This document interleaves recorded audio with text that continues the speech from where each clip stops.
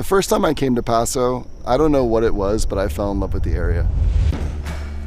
I don't know if it was the ancient oak trees, the rolling hills, the family-run wineries and businesses here. I fell in love with what Paso was at its core. And every time someone comes and visits us and comes to the Backroads Wine Trail, I want to show them that same love that I felt the first time I came here. Farming is hard. It is very, very tough. My hands are in everything. I obsess over the wine. We're just working with the earth, working with Mother Nature, and working with the conditions that we're given to make the best wine that we can possibly make.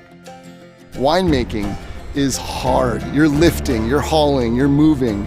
But at the end of the day, when you're done, and over time as you see wine barrels become full and your crop is looking beautiful, you're proud of that work. And we get to share that with people who come here.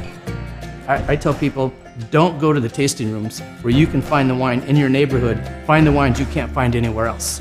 Cheers! The level of intimacy when you come and taste on the Paso Backroads Wine Trail is next level. We know that some guests really appreciate having a luxury experience, but we also want to be approachable and we want to be family oriented and allow guests to just relax and enjoy themselves as well. So you can have anywhere from an educational tasting to a casual sit down on a sofa for an hour with your friends. You can sit down with the owners, with the families, the boutique vineyards, and you feel like you're sitting in your own private vineyard. Nowhere else in Paso are you going to have that experience. You can walk into a tasting room and it's usually the winemaker or the owner pouring you behind the bar. That's something that Paso is losing a little bit, and I love that the Backroads is keeping that focus of family-driven wineries.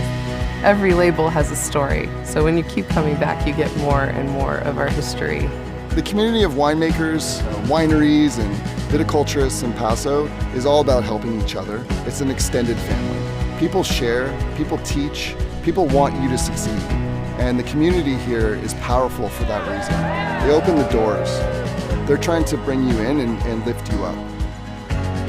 You know, I just want these to be really fun. I want our guests just to enjoy their time, remember us, buy our wine, come back, tell others, you know, and then come over here on the Paso Backroads Wine Trail and spend your entire day. Come see us and the other 30.